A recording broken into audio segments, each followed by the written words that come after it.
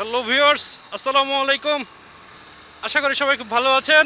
আলহামদুলিল্লাহ, আল্লাহর অশেষ রহমতে আমি অনেক ভালো আছি, চমৎকার ভালো আছি। তো বন্ধুরা, সবাইকে ওয়েলকাম জানাচ্ছি আমার নতুন আরও একটি ভিডিওতে।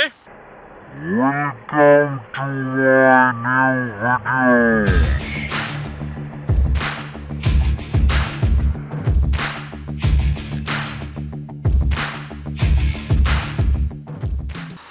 তো যাই হোক বন্ধুরা, একজন বাইক রাইডারের কাছে কিন্তু তার জীবনের সবচাইতে গুরুত্বপূর্ণ একটি অংশ হচ্ছে তার হেলমেট।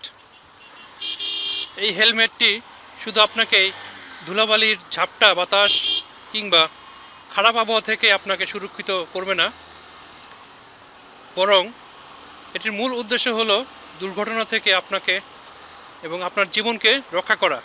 আর তাই আপনার উচিত আপনার সাধ্যের মধ্যে ভালো মানের একটি হেলমেট ইউজ করা এবং ফুল ফেস হেলমেট ইউজ করার চেষ্টা করা। কিন্তু শুধু হেলমেট ইউজ করলেই তো আর হবে না, তার পাশাপাশি আপনাকে হেলমেটের জন্য নিতে হবে রেগুলার মেনটেনেন্স করতে হবে, যত্ন ভালোভাবে পরিষ্কার করতে হবে এবং দাগমুক্ত একটি হেলমেট আপনাকে সযত্নে রাখতে হবে।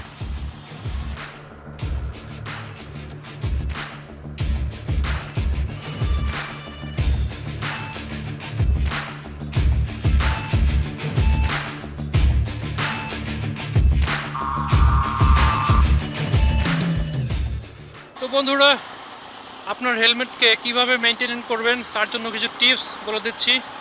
চলুন শুরু করা যাক। টিপস নাম্বার 1, হেলমেটের ভাইজার পরিষ্কার রাখা এবং দাগমুক্ত রাখা। হেলমেটের ভাইজার আপনার চোখ এবং চেহারাকে দ্রুত বেগে ছুটে আসা ধুলোবালি, পোকামাকড় এবং রাস্তায় থাকা ছোট ছোট পাথরের কণা থেকে আপনাকে রক্ষা করে। যাদের কোনো কিছু আপনার চোখে প্রবেশ করলেই করে দিতে পারে বড় কোনো ক্ষতি, তাই হেলমেটের ভাইজার পরিষ্কার রাখাটা অনেক জরুরি এবং সাথে সাথে স্ক্র্যাচ বা দাগমুক্ত রাখাটাও অনেক জরুরি। ভাইজারে বেশি দাগ থাকলে তা রাত্রিবেলায় রাইড করতে সমস্যা হয়, সেই ক্ষেত্রে ভাইজার চেঞ্জ করে ফেলাটাই কিন্তু সবচেয়ে বেটার।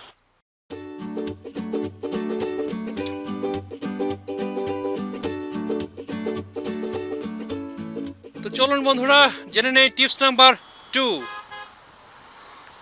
টিপস নাম্বার 2 হলো হেলমেটের ভিতরের প্যাডগুলো ভালোভাবে পরিষ্কার করতে হবে, কেননা দিনের পর দিন হেলমেট ব্যবহারের পরে আপনার মাথার যেই ঘামটা সেটি ধুলাবালির সাথে মিক্সড হয়ে হেলমেটের ভিতরে আটকে যায় এবং একটি ব্যাকটেরিয়া উৎপন্ন করে, বাজে একটি গন্ধও কিন্তু সে তৈরি করে, যা কিনা আপনার স্কিনের অনেক সমস্যা করে ফেলতে পারে। তাই প্রতি 3 থেকে 4 মাস অন্তর অন্তর হেলমেটটাকে কিন্তু পরিষ্কার করতে হবে।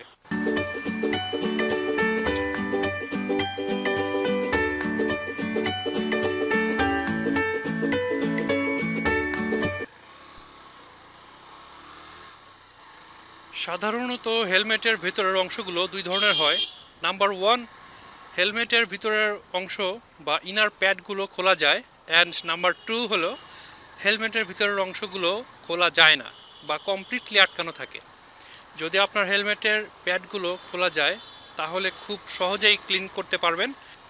জাস্ট ইনার প্যাডগুলো খুলে ফেলুন এবং যে কোনো বেবি শ্যাম্পু দিয়ে 30 মিনিটস ভিজে রাখুন এবং 30 মিনিটস পরে ভালোভাবে পরিষ্কার করে তা রোদে শুকিয়ে নিন।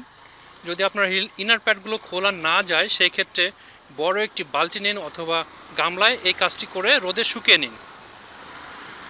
এই কাজটি করলে আপনার হেলমেটগুলো জীবাণুমুক্ত থাকবে এবং আপনি সুরক্ষিত থাকবেন।